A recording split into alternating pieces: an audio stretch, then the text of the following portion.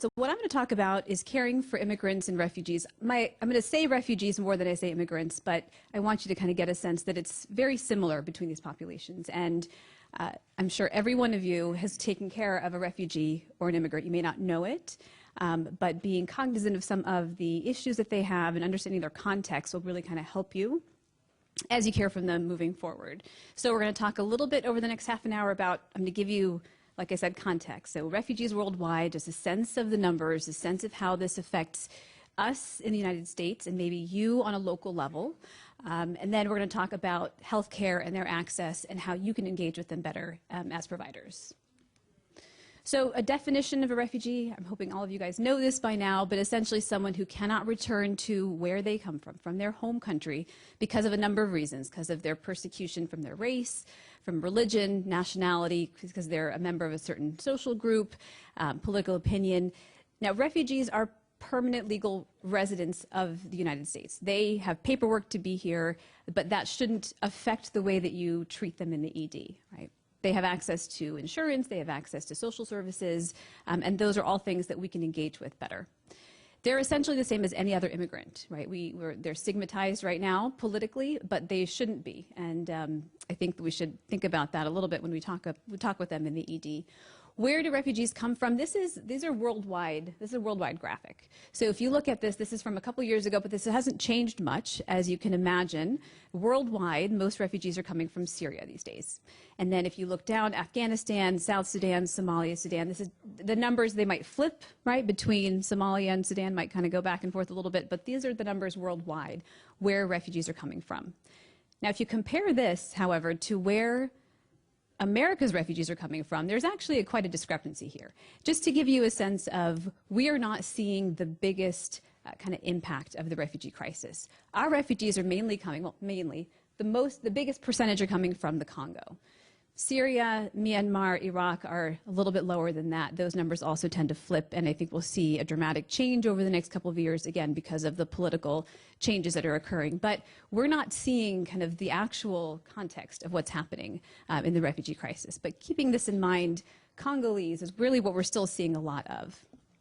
Does Mexican or South America not even show up? They don't. They don't. It does, absolutely, absolutely. So looking at our numbers here, if you look at this graph, I know you can't read these numbers, but just getting a general sense of the trends over 20 years, there had been a gradual increase in the refugee arrival rates because of our domestic policy. The ceiling had been raised to 85,000 in 2016 to 110,000 in 2017. Obviously, that didn't happen. We actually only saw maybe 50,000 in 2017. We're probably expecting even less than that, even fewer than that, despite the fact that the worldwide crisis is getting worse. All right, so how does this affect all of you on your local level? Where do the refugees come from where you're seeing them in your home state? This is just a sense of where kind of the numbers, right? So the darker the state, kind of the more refugees you're seeing. This is not per capita, this is absolute numbers. So as you can imagine, larger states with probably larger budgets are accepting more refugees. And this pie chart on the right side shows you about 55% of all refugees are resettled in 10 states alone, right? So there are many states that are just not doing very much at all. However, if you look at on the left, only 2 states are not accepting any refugees. So despite that, every state is getting a refugee or 2. North Dakota is one of the 2 states that does not accept any refugees. So who's going where? So there's also a breakdown of what kind of refugee is going to what state. And this is based on a lot of different historic and kind of cultural kind of communications that have happened over time. But if you take a look at your home state, you're probably seeing a different demographic of refugee in your state than other people are. And that I'm saying just to kind of understand the population that you're seeing in the ED. We're going to get to this towards the end of my talk. What does that mean for how you're addressing their care, and what kind of services do you think they might particularly need? So if you take a look at this and kind of store that in your mind, then the rest of this talk might have a little more kind of specific importance to you. So let's talk about the refugee context. If you look at this kind of flow chart, this is essentially the migration of people from their home country, right? So they are affected by some kind of conflict, right? then they have to migrate. They have to move out of their homes, leave everything behind, and they're physically en route to somewhere. They likely they're in some kind of temporary resettlement for some period of time, years perhaps, which is not a stable thing, and they know it's not stable. And then finally, if they're lucky, they are resettled to a final country.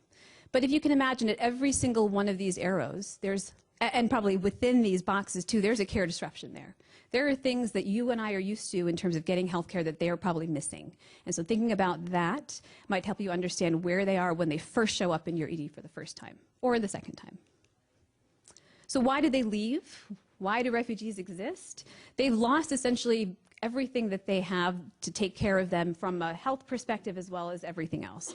They've lost basic infrastructure, right? Hospitals, grocery stores, banks, public services. They may not have access to health care because of all the bombings and the lack of physicians and physicians leaving as well. They may not have jobs, livelihoods. They've lost their personal property. They've lost loved ones. There's ongoing violence. There's ongoing bombings. There's ongoing issues with the security. So they have to leave, right? So they've left all of this behind. And they are already likely from a vulnerable population, right? There's probably 50% women, 50% men of refugees. So women in general are going to be more vulnerable. Aside from that, who goes with the women? The children go with the women. So children are often refugees. The elderly, people with chronic conditions, physical disabilities, mental health challenges, all of these individuals are also refugees. So think about people who aren't refugees with these demographics, and then layer on top of that the fact that they had to be away from their homes and moved away from everything that they know.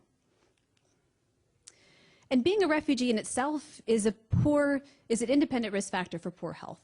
They've undergone physical trauma, they've undergone mental health trauma, they've had poor access to care like we spoke about. They've had interruptions in chronic care, so medications that they need. If they have cancer, they may not have their chemo. If they're dialysis patients, they don't have their dialysis available. So their ongoing chronic care, they don't have access to necessarily. New medical things arise. Everybody gets diabetes. Everybody gets hypertension. That happens to refugees also.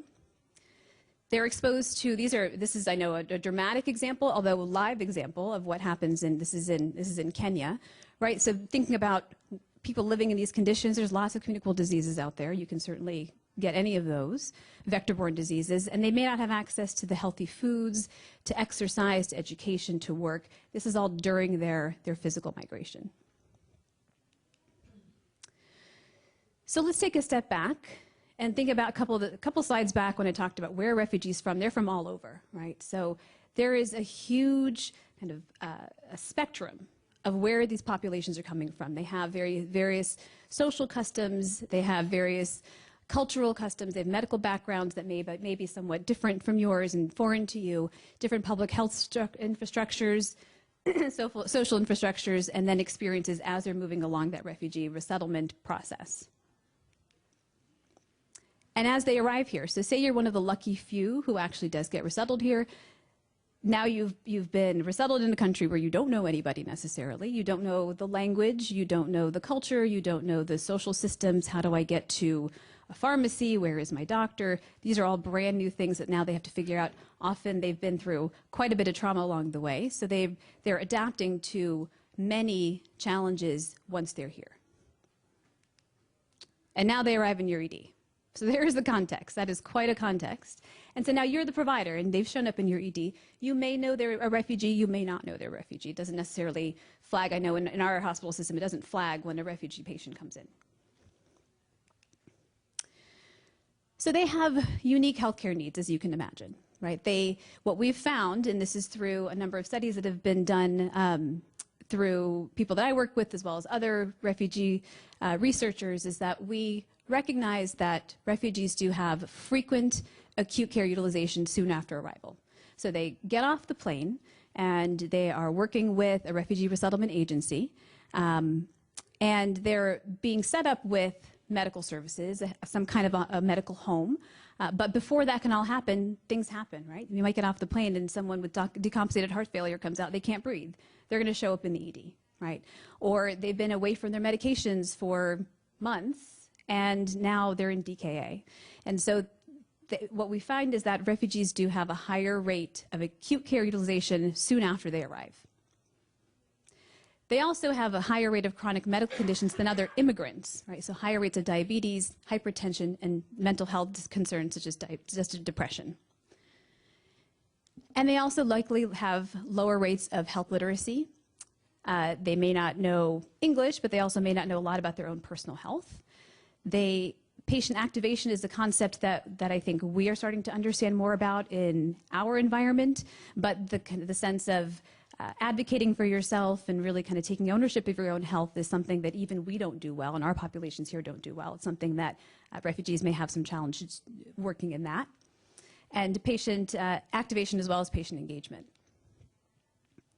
So I did this work with a couple of colleagues, actually with some RWJ colleagues a couple of years ago, looking at what factors are associated with refugee healthcare utilization in the acute setting, in the ED. So what we basically took a look at a couple of years of historical data and said, what are the specific demographic factors that are making refugees show up in our ED, and how is that, can we use that information to maybe identify high-risk individuals?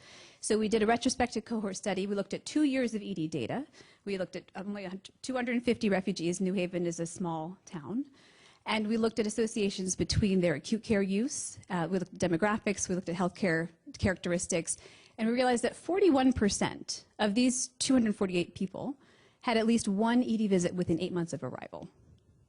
So, and refugees tend to be somewhat young, but they have all these issues that have not been dealt with for a long time. So 41% is quite a high number. And we found that people who were able to access medical care in a home, so in a refugee health clinic or some kind of a primary care provider, they had fewer acute care visits. So getting them to a primary care visit early will avoid them coming to the ED, which makes sense, and is something that perhaps can be worked on in different environments, in different healthcare systems. The couple of factors that we found that did increase people's likelihood of coming to the ED, male gender and a prior history of hypertension, were only the two factors that we found. And we did find lower rates of health literacy, patient activation, patient engagement. So essentially, poor healthcare access leads to worse outcomes. That's the hypothesis, and that's what we're continuing to prove as we move forward with further work like this. So access to care tends to be one of the biggest issues for many refugees. What are the specific access issues that you can think about that might affect a refugee's ability to get care, both in the ED setting as well as otherwise? So poor health literacy is a big one, right? Not just English itself, but how do I communicate my healthcare needs to a provider? Financial insecurity. So they often come with very, very limited finances. There's some amount of funding within the first 8 months after arrival, but beyond that, there's not much. And there's a lot that goes into healthcare, as you can imagine. Fragmented health insurance. So once refugees arrive, they do have access to any kind of Medicaid, employer insurance, which is quite rare, and obviously they very rarely can afford self-pay insurance, but they do have access to insurance. It's quite fragmented as they kind of move through different jobs and from being employed to not employed. Differing social systems. This is one thing that I think as we work more with refugees, we realize this is actually quite a big issue. Right? So our ability to engage with our providers is unique. Right? So if I go in to see a physician, I can advocate for myself. I can ask questions. I can push back if I think I'm not really understanding what I need to understand. Not everybody has that same interaction with providers, and often you'll find that in immigrant and refugee populations, is that they may not be asking the questions. They may just be deferring to a provider because that's how they're used to be doing things. And so being sensitive to that and allowing them kind of the capacity to push back and to ask questions is really important. Language is a huge barrier. Now, they all actually we are required by law to provide translation services. Not every health system is able to do that completely or as effectively as they should. And so that often becomes quite a barrier. So there should be translation lines or in-person interpreter services, but it's not always there. Transportation is a big issue. You can imagine trying to afford a car and gas and insurance for that car. It can be a challenge. So often people are relying on the buses, which are often late, and how do you figure out signs and schedules, and that can be a huge barrier to accessing care. Of course, there are physical and mental health challenges, as non-immigrant and non-refugee Americans have a hard time accessing mental health care. You can imagine the challenges here with, of course, their history of likely a lot of mental trauma. We spoke about cultural beliefs and then competing interests. What I mean by that is, you've arrived in this new country and you have these years of trauma and years of disruption of your life, and you're trying to make a brand new life for yourself with your family in this new country. You need to get a job, you need to maintain some kind of a house, you need to be able to get groceries, get your kids in school, and so you can imagine there's lots of competing interests here that sometimes just take precedence over their health care. And so you see these very kind of acutely decompensated people that come in because they just have to. There's just no other choice. They have to come in today, but they've neglected themselves for quite a while. And you'll see that quite a bit. So as providers in your ED, what can you do? What resources do you have or can you access to help really affect this population better? So translation services, in my mind, is the most obvious and should be the most available. Sometimes it's the most challenging. But being able to communicate with somebody in their own language allows them that freedom to really feel like they can express themselves in a way that's really empowering for them. Social work services, if that's available to you in your ED, can certainly help people in terms of understanding if they don't have the health care, they don't have the health insurance set up as they should, if they don't have access to home services if they need it, social workers can certainly help with that. Thinking outside of the ED, looking at what could be possible in your health system itself. So we have a fantastic refugee health clinic within Yale. So that essentially works as people's primary care kind of medical home. That we can avoid a lot of ED visits by being able to divert them to a primary care doctor who knows specifically about their issues, as well as mental health services if possible within your health system. And then kind of moving beyond that, what can you refer people to that's not just in your health system itself is, first you can go back to the resettlement agency. Every refugee that arrives comes through a resettlement agency. They have case managers, they have employment people, they have people that help with applying for insurance, and so engaging with them as a group will really help you understand what those possibilities are for getting your patients to them. And then community groups. We're very lucky that New Haven is very supportive of refugees. We have many community groups, church groups, NGOs that really want to work more with this population, and it's a wealth of kind of human capital, where you have a family or a church group that says, I want to help sponsor a family to come in and kind of help them through those first few months. It's a fantastic system. It's a system that works well in Canada. And so something to think about if you're trying to engage more with the population that's outside of your hospital, thinking about what other groups can you engage within this population. So what's your role? Your role, what I would like you to do as you move forward is just think about their journey. Think about what they've gone through, excuse me, and be cognizant of all the things that they've probably had to endure through and all the things that are probably going through their minds as they're now in this, again, vulnerable situation where they're in the ED and they don't know what's going on and they don't know you and they don't know how the system works, but they're kind of there for you to help them. And so being sensitive to that, being able to communicate with them in a way that makes them feel like they're actually being heard, connecting them to social services, and finally, education. And I haven't talked about this, but I feel like it's somewhat self-explanatory. Helping them understand kind of where they can go from here and what their other resources are, I think can certainly help. We're in a very kind of unique proportion. We're placed within the healthcare system where we have access to these individuals. We can really help understand how to get them connected with other members in the community and really make them feel like they are at home now, because this is their home. And so that's my 2 cents. So thank you. I'll take any questions if anyone has any. Go ahead. You mentioned that you thought the female gender would be... Yes. You had mentioned earlier that you thought the female gender in the refugee population would be more at risk or more vulnerable, but in your study you found that the male gender was. I'm just curious if you had any reasons why you think you found that. I don't know the answer to that. We're looking at kind of next steps of this work to try to figure that out. We thought that the female gender would be more kind of at risk because, again, through the whole process, they're often more neglected. They're the ones who are taking care of the kids and looking at the needs of their children first. So we thought that would be a reason. We didn't find it. What we found is actually the younger males And part of that we're hypothesizing is because they're the ones, once they arrive, who are tasked with the role of finding the jobs and securing housing. And so they tend to neglect themselves more moving forward because they feel this sense of, I need to take care of my family now, and we're starting over. We're looking at this, and we're moving forward with some more research to try to figure that out. But it's a great kind of nuance that we didn't expect. I wonder if the opposite of that is also true, that the female or the mother is putting their family first and putting their child first, and so they won't even access emergency services. Possible. It's possible. Yeah. Yes.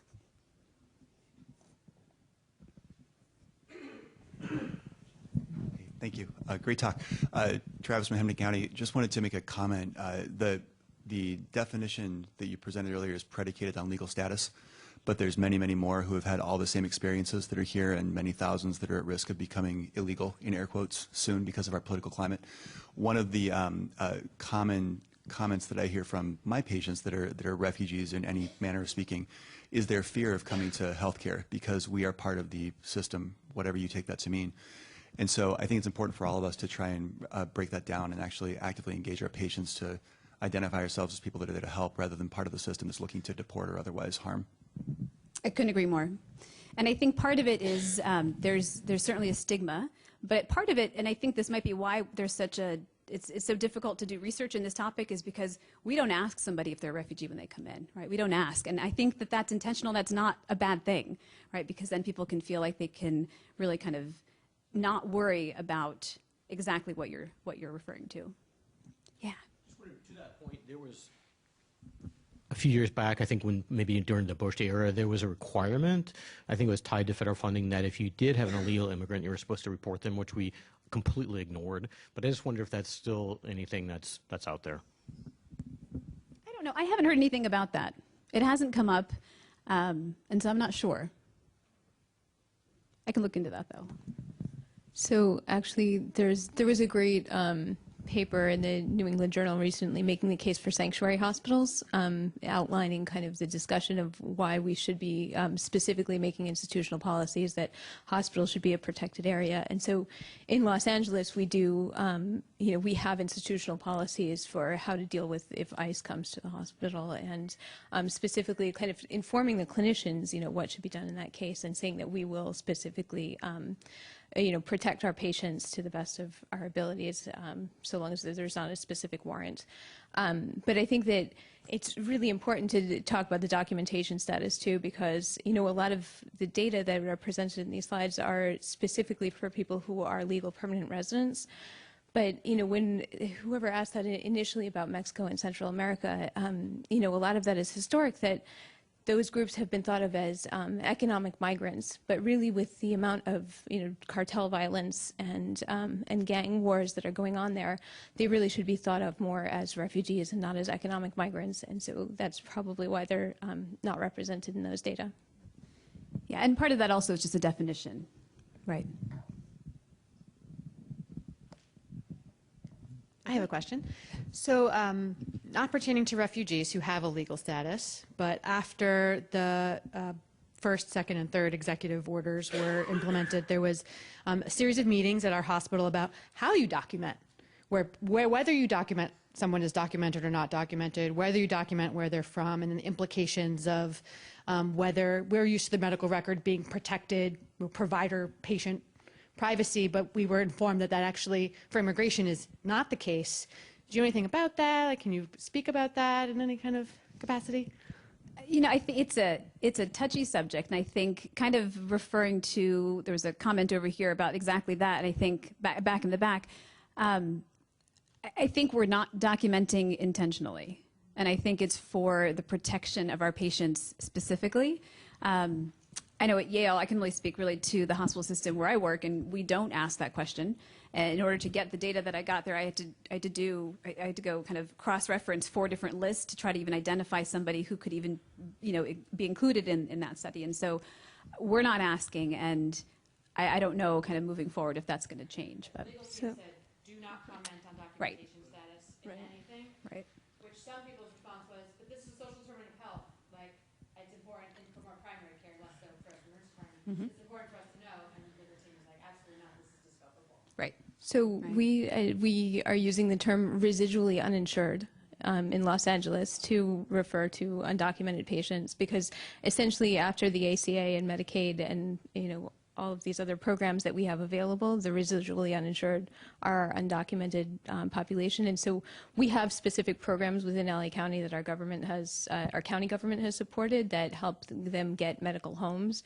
And so we call that a program for residually uninsured. And eventually maybe somebody in the federal government will catch on to that, but for the moment it's working. Well, I think what everyone's hearing is you got to know what's going on in your hospitals and what is being said and what you're going to be liable. And what you're going to be liable for, and if your patients are going to be put at risk, right? Because at the end of the day, I think we are there to take care of patients the best way we know how, and we don't really think about the nuances of some of the things that we say and do. And I was just sharing with Elise that beyond that, some of the moral distress that accompanies some of our patients who come in for chest pain and belly pain, which you dig deep, it's anxiety because of what's happening. So I think this conversation today really helps us all educate our minds and our hearts about the realities of the climate that we're in and the responsibility that we have to our patients. Yeah. Great, thank you.